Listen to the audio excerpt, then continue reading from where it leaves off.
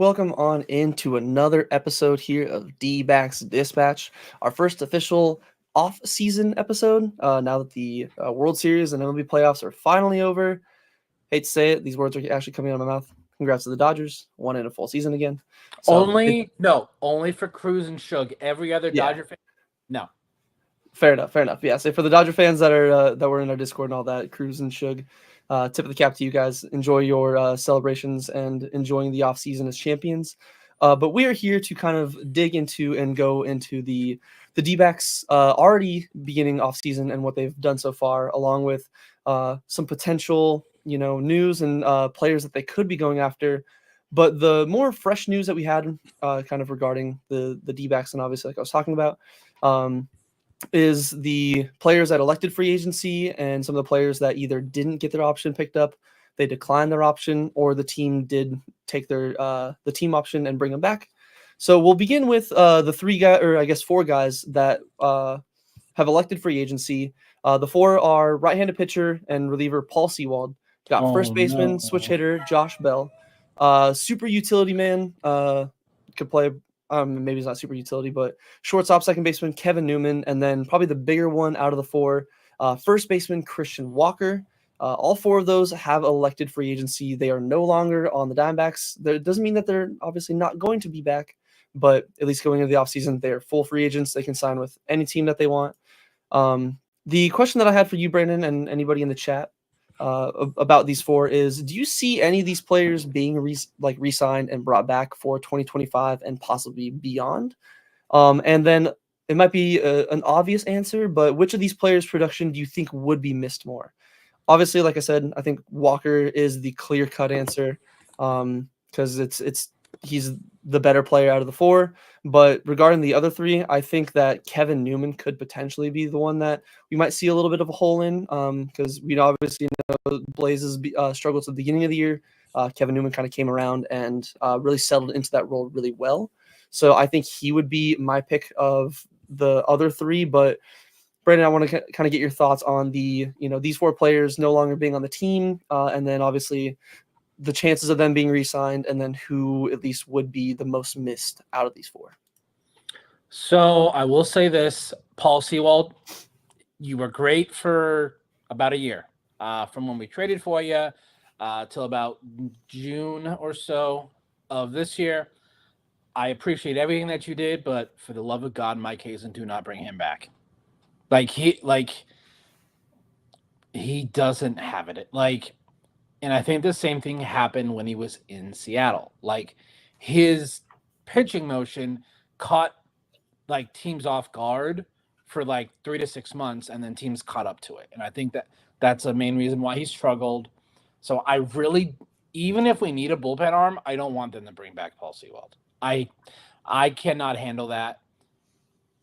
Josh Bell, that's a more of what does our first base situation look like in February for me. He should not be one of the first ones that we decide to bring back. He could be, and I wouldn't have an issue. It just depends on what the first base situation looks like. Kevin Newman, I think what he did at shortstop with how long Geraldo Perdomo was out, he solidified that position. Without Kevin Newman, we do not even sniff the playoffs. I don't think I think our season is done by mid-August without him because he just solidified that position. So, yeah, he deserves to get paid. I get why he elected free agency. And I went in this order because for me, and I've been saying it, our number one offseason priority is Christian Walker. Don't do anything else in terms of free agency signings. Now, option stuff, that's different. That's completely different. But Christian Walker should come back. And I hope that he does. But I've also accepted the reality that he's probably not. And when I saw that the Yankees didn't pick up Anthony Rizzo's options, I'm like, accept it, y'all. He's probably going to be a New York Yankee. Yeah, they're either him or I could see maybe the Mets which would be so funny if the Mets upgraded from Pete Alonso to Walker. That'd be hilarious. Because Walker deserves to get like 20 to 25 million a year. He's not going to get that here. So we have to find out, all right, what's more important for you to stay with this team that literally they were the only ones that gave you a shot. As soon as we got rid of Goldie, we traded him away. Christian Walker had been up and down in the minors for so long. He got his opportunity. So, like, is he willing to take a discount to stay with this team? Or does he feel, which a lot of people do, that he deserves that 20 to 25 million? He's just not going to get it from this team. So I would love Christian Walker back because he is, and we'll find out here soon, will he have a third straight Gold Glove at National League first base? He should. He really, really should. So we'll see. Kevin Newman, I would like them to bring back. I like him as a backup option. Like you said, he's not a super utility because he doesn't play outfield, but he plays all four infield, and that's so huge to have. It's hard to come by in today's game of baseball. So, like, he's good to play at second when Cattell needs a day off. He's good for playing shortstop and third base for the same reason, to give Perdomo a day off, Gino a day off. So that's out of these four, Kevin Newman is my second. That I would like to see back. I definitely agree. I think we're on the same page with like Walker, main priority. Kevin Newman, I would like back, only barring and the only, as long as he's not blocking a guy like Jordan Lawler. Because I know Jordan Lawler's still gonna, it's still more beneficial for him to get consistent playing time. But I think at this point he's kind of shown, I think a little bit, he's probably shown all he can do, or at least we know what he can do in the minors, to where I'd rather just have him kind of, as long as he has a good solid spring and he's healthy, I'd rather see him make the major league roster. But if they really want to, make sure he still gets that extra, amount of ABs down in Reno, I would not be opposed to Kevin Newman here, especially because, yes, he's probably going to get a little bit of a pay bump over his, I believe, just over 2 million, 2.2 million that he was getting last year. But I think Kevin Newman, not obviously in the same ballpark range of salary wise, I think he does deserve a nice pay raise, kind of like Walker. And with the whole Walker thing, I do agree. It's going to be tough for us to kind of outbid those teams like the Yankees. And we're not going to. We're not going to. But I mean, with Mad Bum's contract coming off, like some of these other guys, like I know Monty is getting his 22 million, so it almost kind of negates that. And we'll talk more about Jordan Montgomery here soon. Don't you worry. But I think that at least if we want to see this team win, I know we're not going to ever be the Dodgers, but you can't just always moneyball your way into winning, and sometimes you do got to pony up. Have that balance. It's a balance between the two. But it's one of those where, because we don't have a full, clear replacement option, I would be okay to see us at least go, try to go toe-to-toe with the Yankees and the Mets. Maybe if we don't give them 4 years, maybe 3 years, but still the same salary. Maybe they can do some like deferred payments, pull out the Ohtani method, or I guess if we're being honest, the Colangelo method. I think Major League Baseball, and this is me kind of jokingly say that, will only allow like 3 teams to do that. And it's the teams that have ownership groups that will be there for a long time. That's a good point. Yankees, Mets. I don't know if they're going to do that for other small market teams. Yeah, it's definitely going to be tough. And like you said, we're probably going to have to wait until February, I'd say, because I don't think Walker's going to sign in the first week or so. I think, especially his first free agency, he's probably going to want to – he's doing what Juan Soto's doing. And he's like, I'm open for all 30 teams, man. Like, if you want to pay me, I'm like, I know that's not actually what he said. I'm just paraphrasing, making jokes. But I wouldn't be surprised if Walker lets the process go out as long as possible to, literally see – because you never know. Maybe the Colorado Rockies want to offer him $30 million a year to go hit bombs in Coors Field, and like, I imagine not many players would say no to that. Look at Chris Bryant, okay? But yeah, we'll have to wait a little while to finally get some actual news on, whether or not Walker returns to us, or whether we need to pivot to a guy like you said with Josh Bell down the road. Like if we really need somebody to fill in, he's not a terrible option.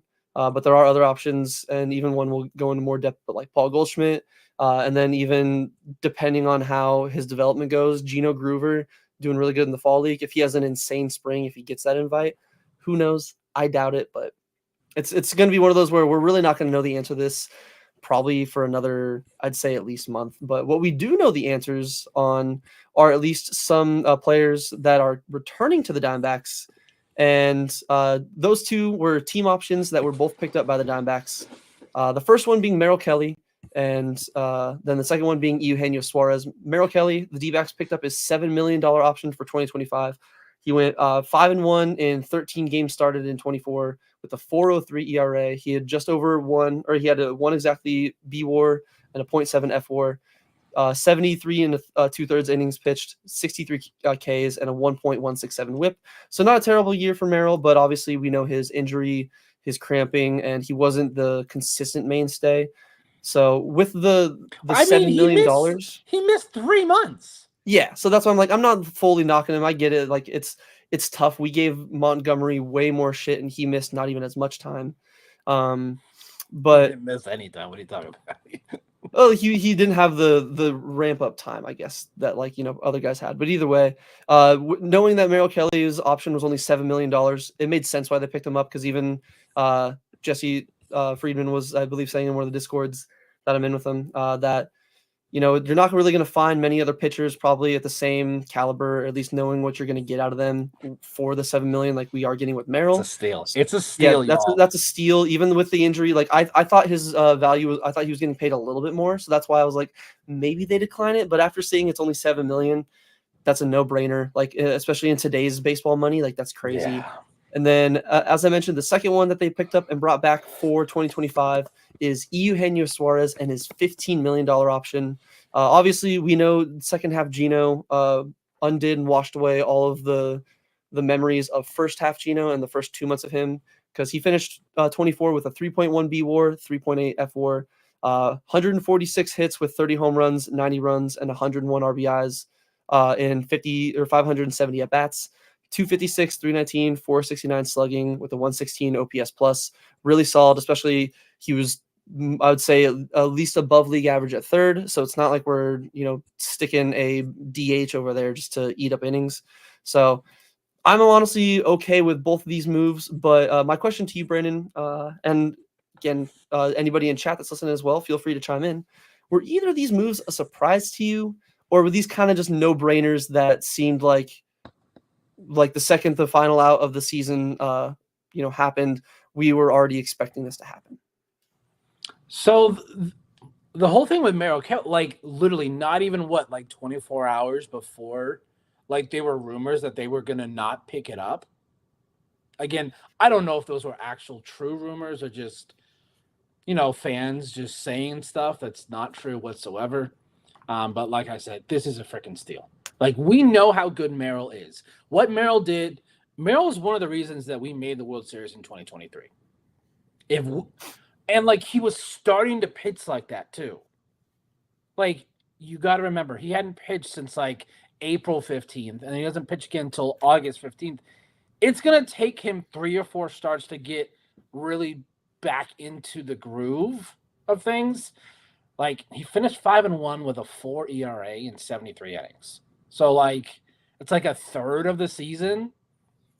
And the fact that it's only going to cost $7 million next year, it's a massive steal. So, our starting rotation, this one, when I saw the room, I'm like, it just doesn't make sense. They're the ones that took a big risk on Merrill initially. And it's only 7. If it was double, maybe they can. If it was 12 or something, I could think maybe not. Yeah. And in terms of Gino, if you would ask me June 1st, I would say, hell to the no. Do not pick up that option. Season's end, easy. Because we need that. We had that. Our third base situation has been a mess for so long. It's the whole reason they traded for Gino. And yeah, it was tough. It was tough to watch those first 2 months. That's underselling it too. It was horrible to watch. We all know, I'm pretty glass half full kind of. I was done with Gino. I was no, this obviously isn't working. Everyone's send them to Ring. I was first of all, they're not going to option him because he doesn't have any, and they're not going to DFA him because I'm someone's going to pick him up. and then he's going to absolutely kill it. So I'm glad. I don't know what was said to him, whether it was Mike Hazen, Torrey, someone else, but he just flip of a switch. Like, he literally was the best, like, in terms of power hitter from like June 15th to the end of the season. He is probably why we were right there to be able to make the playoffs. We didn't make it because our starting pitching was an absolute dumpster fire. Yeah, and one of the things with bringing back Merrill that I know is going to be something obviously that will be resolved and figured out in spring training, but that now leaves the D-backs with Zach Gallen, Merrill Kelly, Eduardo Rodriguez, Jordan Montgomery. Those four are gonna start. They're getting their rotations. Erod and Monty. Again, Monty will more into him, but they're getting their money. They're gonna start. That leaves one final rotation spot for Brandon Pfaadt and Ryan Nelson. And I know that Brandon Pfaadt didn't have like the best, like I'd say it was a little bit of a sophomore slump. Yes, welcome in, Bubba. Always great to see you.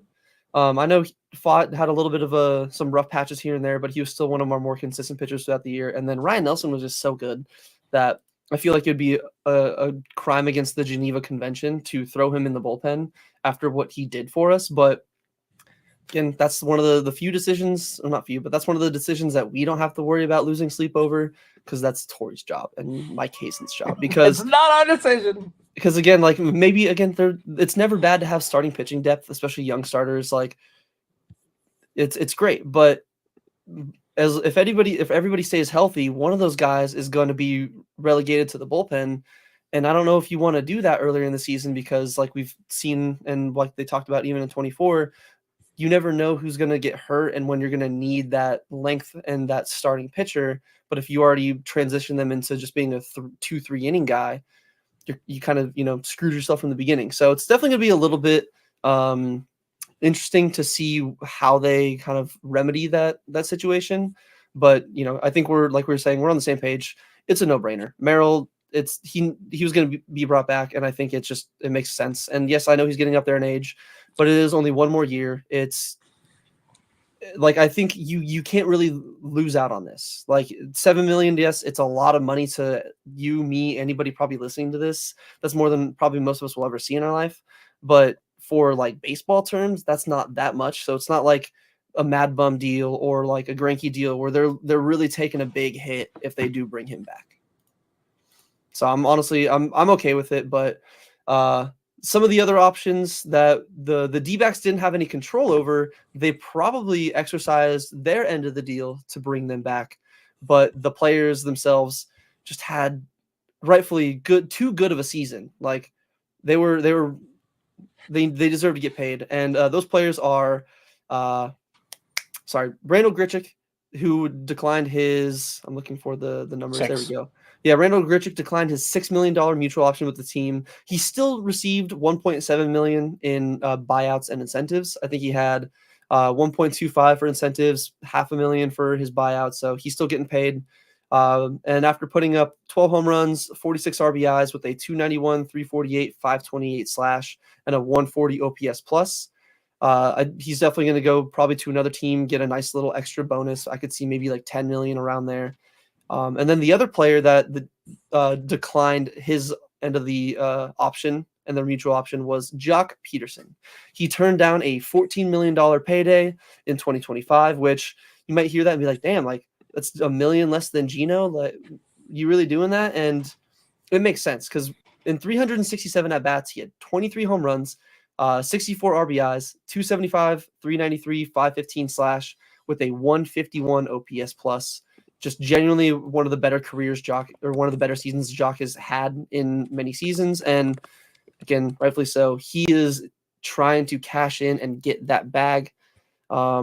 Sucks for us because that was literally those were our DHs, and they were a big reason why we were top 5 in the league in home runs, and we're not going to see that. So the question that I had to you, Brandon, and Bubba, anybody else in the chat is it possible for Mike Hazen to replicate the 2024 DH production in 2025?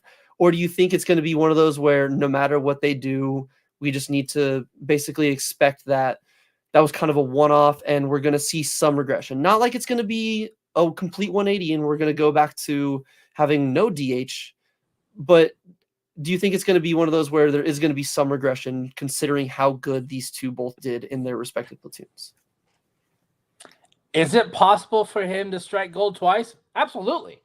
Like, anything is possible. Now, the likelihood, and also it's entirely possible they bring both back because they're free. Like, they can. Like, Grichuk's, like, I understand, like, $6 million. Like, I truly feel like he deserves more.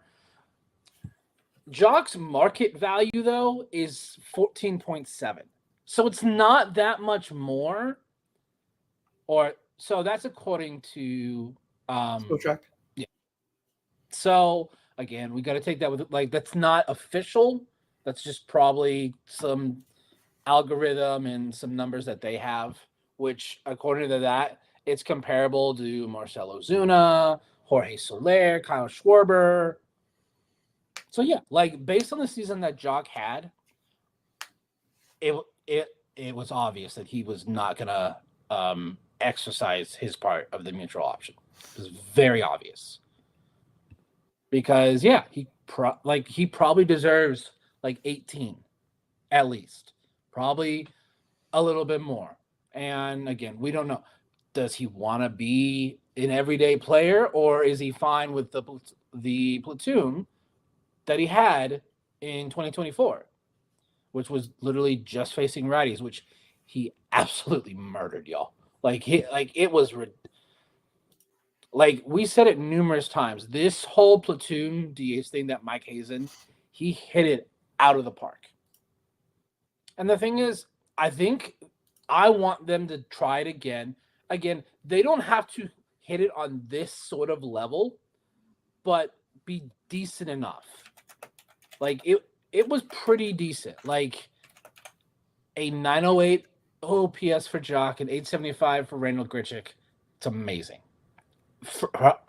So if you combine 35 homers and 100 runs driven in, that's like, if you could get that out of your DH, you would love that. It'd be absolutely amazing. So I think bringing back Randall Grichuk is probably more likely, more than anything, due to the fact that the one thing that Jock couldn't do, or we didn't want them to do, was have Jock play defense in the outfield. Randall Grichuk did a really good job. Like, when he had to play defense, he did a really good job. So, definitely exciting. So, I don't know. Like, that's the thing with the offseason with baseball, is it's not like all the other sports where it happens all within a specific time period. You could have stuff like 1 week and then nothing for like a month, or you could have everything within a week and then nothing till January. So everyone just got to be patient. If you see other teams making moves and you don't see the Diamondbacks making moves, just relax. As former QB of Brett's team said, RELAX. Relax. That was before he started pumping ayahuasca into his blood veins every week. Good Lord. So yeah, I mean, I would love to see them brought back, both of them. But like Christian Walker, I've accepted Jock's probably not coming back. If he does, surprise me, and I'm okay in those scenarios of being wrong. Yes, I wouldn't be upset with them kind of trying to run back the platoon DH. And I know we even have a question we'll actually get to here in just a second. And I know it's not everyone's cup of tea, but I think it's one of those where sometimes if it's not broken, don't fix. Like, don't fix it. Like, try to don't worry about going for the bargain, because sometimes those non-name brand things are just not gonna hit as well as name brand. Sometimes it's nice to pay that extra little bit of money because what you're going to get is what you're going to get. But one of the questions we actually had regarding, some of the DH options was from our Discord. I believe it was Corbin Barrels. Yeah, Corbin Barrels. So thank you very much for the question. Again, if you guys aren't in the Discord, it's in all of our links and socials. Make sure you guys join in. If you ever have a question like that, shoot us an @ or just go like it is right here, and we'll try to cover it on the show or at least give you a response in the Discord. But Corbin asked, what are our thoughts on the DH situation? I'm not a fan of the platoon DH. They seem to have ran into too many. Do we pull Jock or let him face the lefty in hopes he will get another right-handed pitcher later in the game? I say get a solid dude who can hit both righties and lefties. Maybe a switch hitter, ? That opens up another spot too. Sooner or later, I think that we will get another second baseman so Cattell can DH and rest those pretty legs. So I honestly, I'm kind of on the same page. Like, I think it's an option that I know Mike Hazen and them are probably going to at least, look into and address. I know he brought Corbin Barrels brought up in the Discord the possibility of Anthony Santander. He is a switch hitter. He's going to be a free agent from the Orioles. Yes. I'd be okay with that. I just off the top of my head, I had to look it up. I don't know how much he would. Let's see what his market value is actually. Yeah, Brandon will look that up right now. But he's a really solid option. I'm looking up his stats, at least for what he did. 17.5, by the way. Yeah, so he's definitely going to be a little bit more pricey than Jock. But I mean, last year he put up 2.9 BWAR. He had a 235 batting average, 44 home runs, 102 RBIs. He had a 814 OPS and a 134 OPS plus. So again, he's not going to be the same as we've seen from the platoon DH, but again, just getting one guy that, like Corbin said, can handle both sides. I don't think that's necessarily a bad option, but I kind of wanted to get your thoughts, Brandon, on them with the platoon DH, getting a guy that can hit both, and then even the possibility of Santander. So this is going to be, I'm putting on my tinfoil hat, like ultra homerism. There's no way this is happening, and I would love to be wrong. You know who hits righties and lefties really, really well and should be a DH, even though he's got nominated for Gold Glove in like 2 of the last 3 years? Juan fucking Soto, y'all. Like, can you imagine? Like, we wouldn't need a platoon DH at that point. Like, yes, he's going to be so expensive, y'all. Like, I'm going to have a price to pay for this generation's Ted Williams. It's going to happen. Like, yeah, like, it's absolutely outrageous. There's no way it's happening. But you never know. Yeah, and like, I think though Cattell still wants to play defense. I think he still wants to, like, he's a Gold Glove finalist, and we're gonna. So is Juan Soto, so that doesn't mean everything. But yeah, I'm not sure how that happened. But no, okay. So being more realistic, I still think they're gonna go platoon. I really do. And one of the options, and again, this is if Christian Walker is not brought back. Everybody loves him. Everyone still misses this guy. Probably one of the top 5 most loved Arizona Diamondbacks of all time. And I love how Brett even knows. It's Paul Goldschmidt. It's Goldie, everybody. Like, I would be like, I'm okay with that because, like, I think for that case, you go Josh Bell and Paul Goldschmidt. Maybe that's an option. But again, like, if they bring back Christian Walker, I mean, you could still bring in Goldie, and he could, like, give Walker a day off at first base, but he could also be the primary DH because he does hit righties and lefties pretty well equally. And there's the rumor that the Dbacks are one of the teams that are potentially linked to him. Which, if you would have asked me, Goldie coming back after that trade, I was like, no way in hell. No way in hell. The homer in me and my heart would say yes, bring him back, let him retire as a D-back. But just with the way the team and everything was like projecting and like on the track record, same. I was like, there's no shot that happens. His market value is 12.3. Yeah, and then I'm just looking up at some of his splits. Like, I don't think he'd be terrible as an option against, if we wanted him to face righty and lefties. But I think if we did go the route of bringing in Goldie, I think it would still be a platoon thing because again, he could still, if he's focused on just hitting, maybe he does hit righties a little bit better. But going off of just his 2024 season versus right-handed hitters, he had 151 games, 453 at bats. So majority of his season, he did face righties. He hit 230. He had 145 strikeouts. He had 17 home runs. So obviously he can still hit righties pretty well. And then when he was facing lefties, he had 146 at bats. He hit 295, 28 strikeouts with 5 bombs. So definitely a lot different sample size with it. But I think that if they did bring him in here, if it's an everyday thing as a DH just for the one, or even if Walker's gone, I'm okay with it. But I think the platoon option does give them a little bit more kind of a workaround. And honestly, if we did end up going, I guess, quote unquote, the cheaper route of Goldie and Bell as our DHs, because Josh Bell can still hit righties pretty well. Goldie can be in there for lefties. Both of them can play first base if we need to give Walker a day off if he's still here. If he's not, both of them Justin, can switch you off just first base. missed it. This is what I said.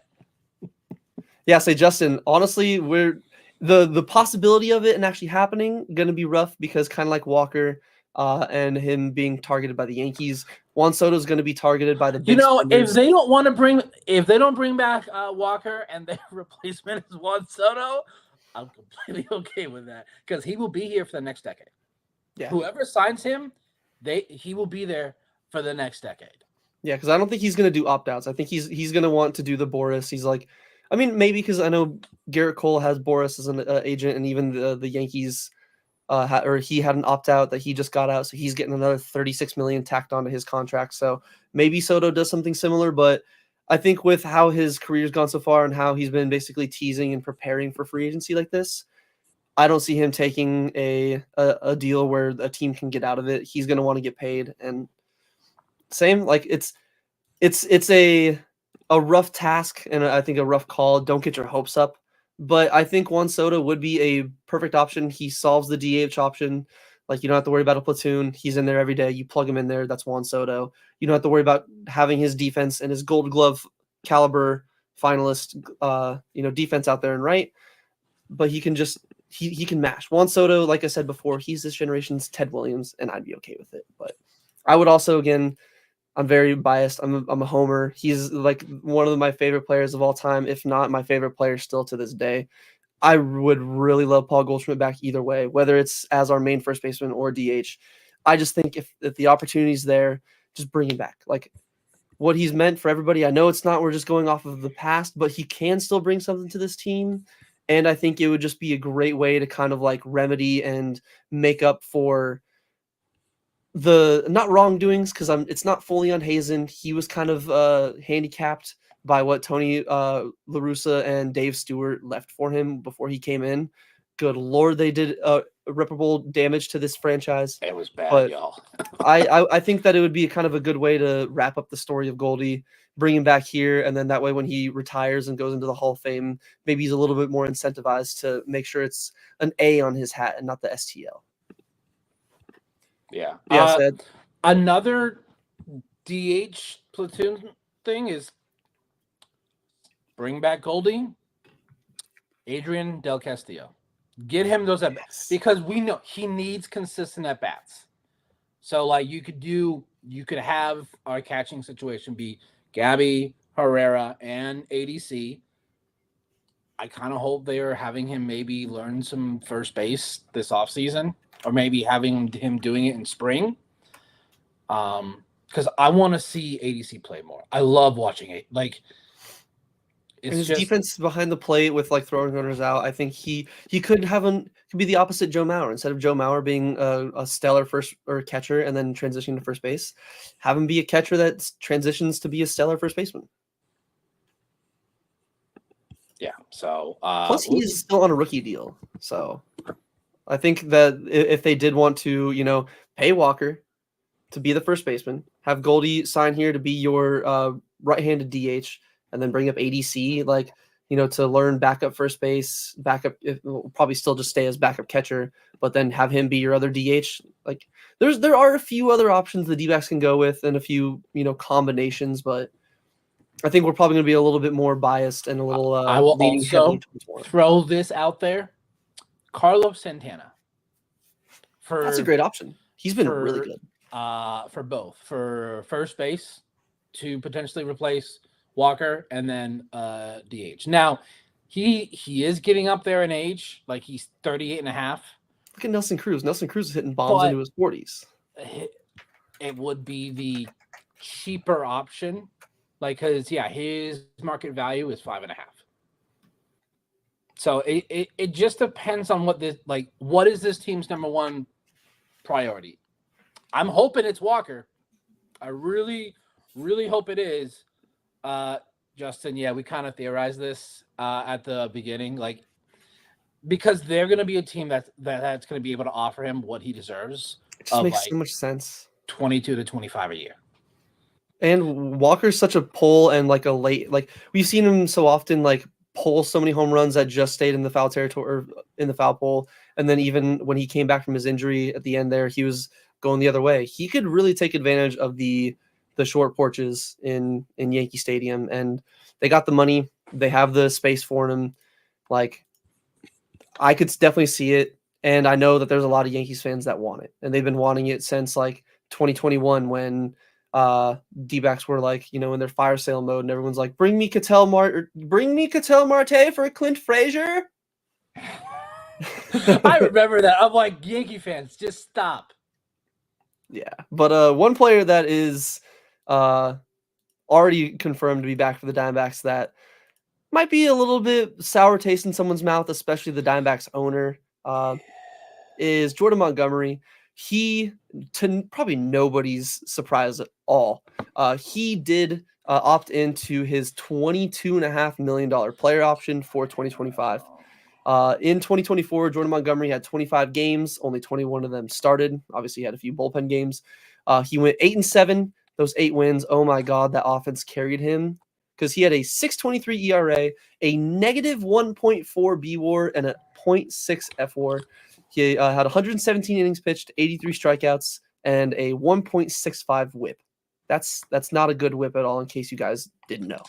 But the question that I had for Brandon, and then obviously Justin, Bubba, anybody else in the chat or even listening, if you guys aren't listening in the live show and you wanted to partake in some of these questions and get your thoughts and opinions, either leave a comment on YouTube or again hop in the Discord and ask us in there. Throw your thoughts into there because again we're always in there and we're always willing to listen to what you guys and your thoughts are. But I was curious how confident you are in Montgomery actually having a bounce back season.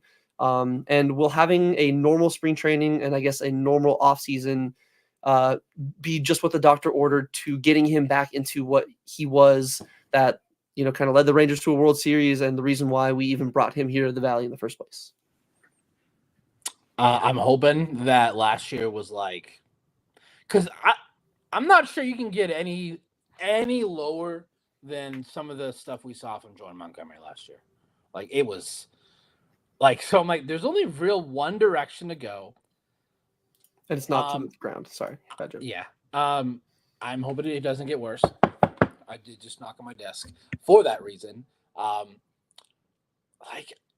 don't even think we need him to be what the Rangers, what he did for the Rangers. If he wants to have a 4 or 4.2 ERA, I will take that because he's going to be like you said, starting rotation. It's going to be Gallen, Kelly, and Erod for sure. So we're going to probably have 3 guys for 2 spots there. Jordan Montgomery, Brandon Pfaadt, and Ryan Nelson. Both Pfaadt and Nelson deserve that.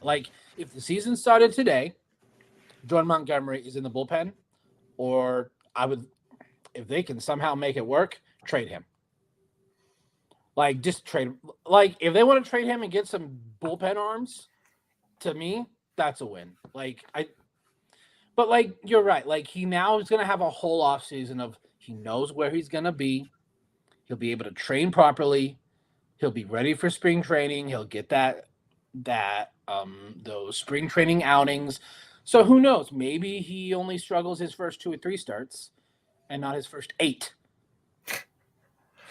Yeah, so it's definitely gonna be. I think it's gonna, if anything, nothing but a positive, at least towards having the full spring. And I fully don't know, but it did look like at times, like last year, he did admit, maybe got a little bit tired, a little bit sweaty, probably out of gas, and who knows, maybe he uses Ken's comments. Like that's got to be an awkward thing, and I imagine they're both adults. He's a professional.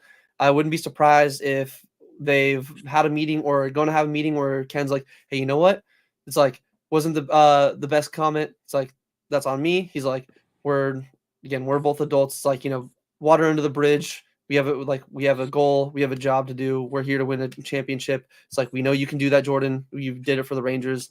Like maybe he can actually use those as a way to kind of get himself in a little bit better shape. Again, I'm not talking down on anybody's shape. Like trust me, but there were times last year where I was like, man, like I know you've always been a little bit of a thick boy, but he looked a little bit bigger than and looked like Chunky. yeah, it looked like he was gassing himself a little bit earlier. So it's definitely going to be. I don't know. I think it can only go up because I mean, worst case, we already know we're paying him the money. It's if he sucks, then he sucks. We can cut him if we really need to because no matter what, we're getting him the money. And I think that, like I said earlier, with the other options in the rotation, if they're in a win now mode and they're like, hey, we are here to get back to the playoffs and we missed it by one game, we're not going to let Jordan Montgomery and a few blow up starts here be the reason why we missed the playoffs again. So, Jordan Montgomery was not the reason we missed. It was the whole starting rotation. Oh yeah, but he was a big reason so why. So many just terrible starts. Yeah. So, yeah, like I'm not saying like you have to trade him, but if someone comes calling and you get the right deal that works, I would be okay with it because I would truly feel better having fought in Ryan Nelson. So weird to say. If you would have asked me that, like September before we went to the World Series, that I'm okay with Brandon Pfaadt and Ryan Nelson being in our starting rotation, I'll be like, okay, what are you drinking and what drug are you on? Yeah, I would have asked you, I'm like, hey man, do you need a breathalyzer? Like you need to make sure that you're good to go because like that's wild because you're not wrong. At the time, they were not what they are now, and maybe that'll make it a little bit easier to swallow. Thankfully, in moments like this, we're not the ones that are fronting the $22.5 million bill towards him. But hopefully, Ken Kendrick doesn't have to worry about eating his words too much because the worst case scenario, honestly, in all of it is Jordan Montgomery literally shows up to get his paycheck. He doesn't give a shit. He doesn't even really try.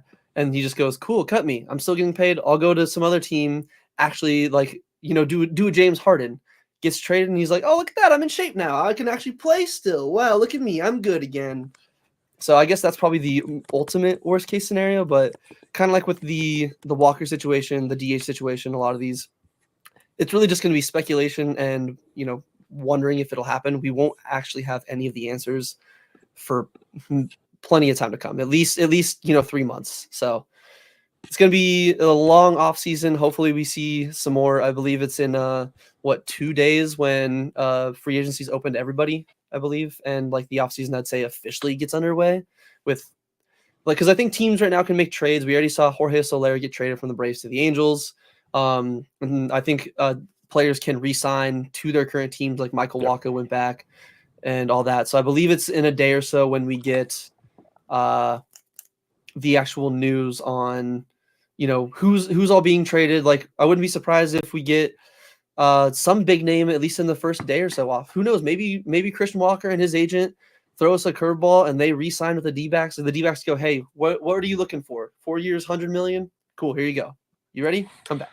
Dude, if they did that like super early on, I know I can relax, and a majority of the fan base will be like, okay, so we got the one big thing out of the way. Now we can all like cool. If you want to go make other moves, that's great, but we'll see. That I think that's what it's going to be for him, though. Like, probably, 4 years, 100.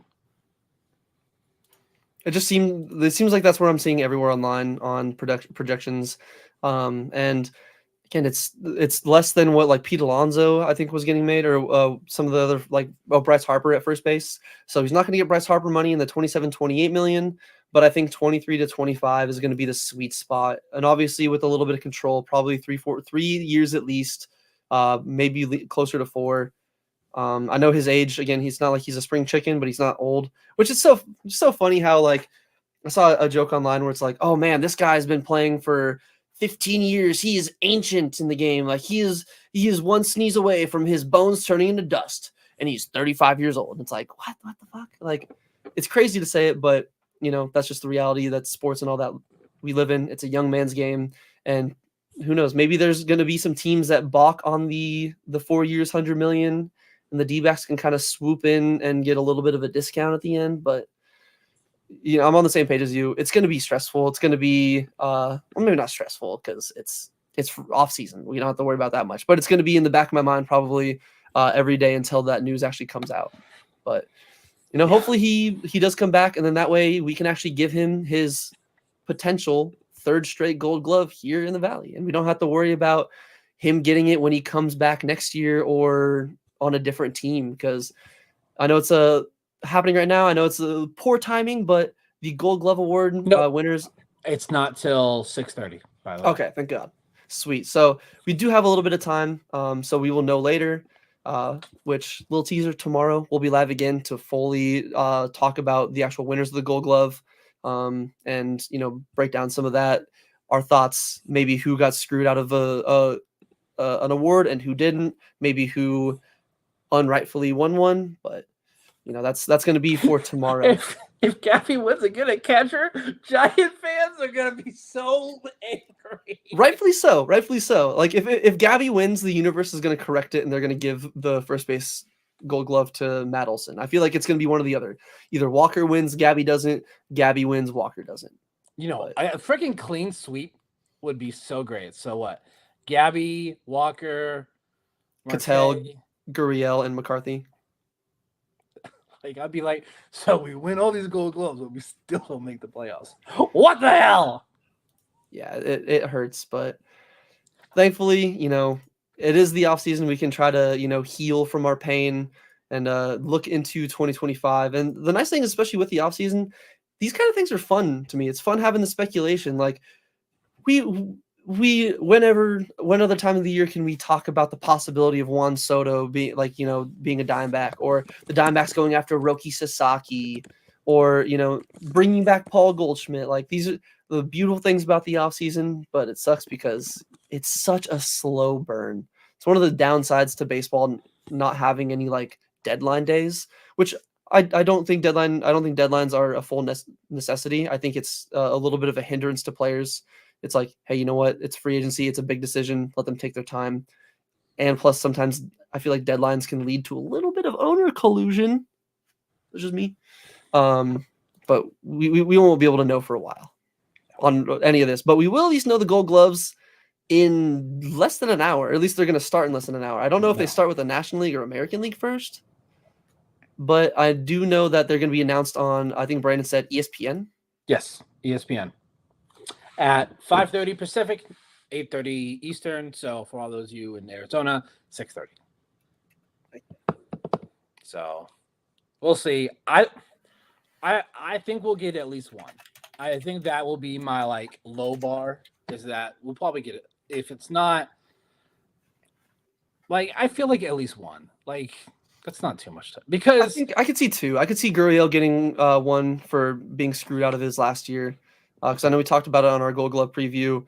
Him and Ian Happ, I feel like, are the 2 options, and they could go with Happ because of his arm out there. But maybe the universe corrects itself from last year and gives it to him. Walker gets his 3rd straight. But yeah, dude, a clean sweep. If we get a clean sweep somehow, I think we need to all write in a letter to the Baseball Writers of America and be like, thank you very much. By the way, it is not – Gold Glove is not voted on by the Baseball Writers. Oh, that's right. I forgot about who. Is it the players? No. to determine the winners of the 9 standard positions, the 30 MLB managers, and up to 6 coaches from each team vote for the pool of players, excluding players from their own team. These votes comprise 75% of the selection total, with the Saber Defensive Index counting for the other 25%. So basically, it's coaches and then Saber metrics. That makes sense. Okay. I always get that's one of the weird things about award season is it's just like some awards are voted on by the BW AA, some aren't. Some are like only coaches awards, some are like league awards. It's very confusing, but it really is. It's fun because, hey, you know what? We as fans, we get to use it as shit talking points, or we can use it as gloating points, and it's fantastic. But any final thoughts, Brandon? Obviously about the player options, whether the guys that we let walk, the guys that chose to walk, or the guys that we brought back, along with obviously I know we went into it, but Goldie and all that. So I want to any final thoughts from you before we get on out of here and go see our boys take home some gold. I'm glad that the mainstay is going to stay because I really love watching him pitch. Just fix your cramping. For the love of God, figure this out. And again, I don't think that's on him because he said he drinks a lot of water on game day. So it's probably the AC because it only happens at home. So it's something. So yeah, Kendrick, spend a little bit more. Make sure that it's a little bit colder. And just I hope Christian Walker is back. But again, everyone, it's going to be a long off season. Baseball is Dodger Championship is fake because he had to face the Yankees. Man, it sucks that we no longer have our fake ring shit talking point anymore. We don't. For the 2020. That ammunition has been used up, but we can also say you spent $1 billion. Thanks for living up to your expectations. Hey, we're the ones that caused them to do that too, which is the good and bad thing about 2023 is we finally got to beat the Dodgers in the playoffs, knock them out, but they just responded with going, okay. Literally the meme of like they pull out their credit card and just start slamming it on the table. It's like, here you go, bitch. How do you like that? That's how you get a World Series, and just it's unfortunate, but that's how it is. Just as long as I don't see any goddamn Moneyball edits over a Dodgers or Yankees clip anymore in my life, because I feel like people don't actually know what the point of that movie is anymore. No. And I get the music is fun, but come on, people. Like, nothing about the Dodgers or Yankees or Mets was anything ever to do with Moneyball. But that's a whole rant and a tangent for a different episode in the Discord and all that. So I'll leave that for there.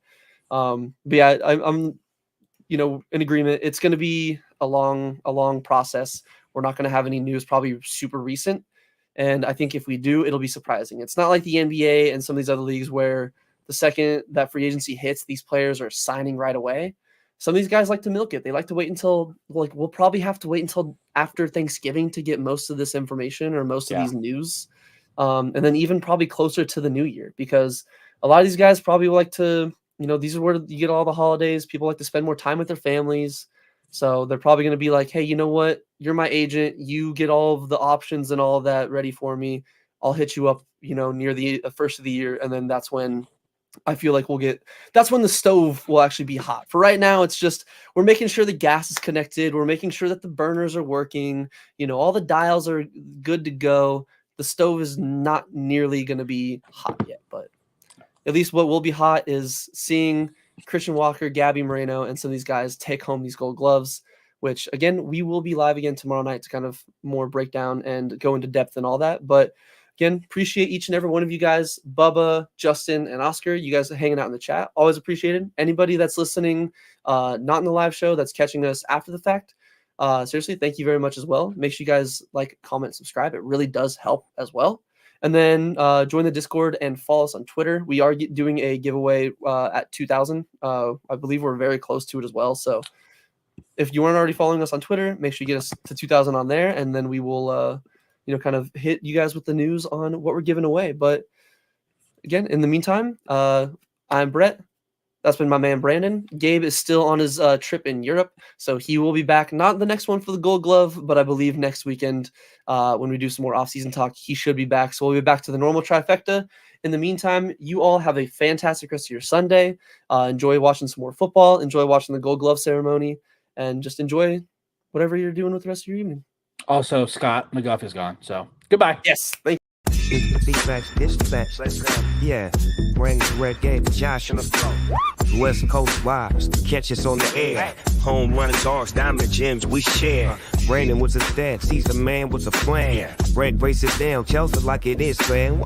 Gabs on fire, brings the heat every time. Josh on the mix, keep the beat so prime. Ain't got the insights every week's a hit. Tune in, Dbacks, dispatch, this is it. Now we rollin'. Dbacks, dispatch, yeah. Trump and Brandon, Brandon Gabe, this is Big Catch. Josh on the mix, he make the beats.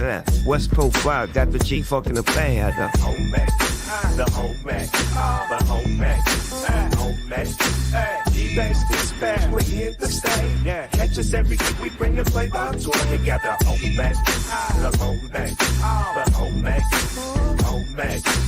Dbacks, dispatch, we're here to stay. Catch us every week, we bring the flavor to it.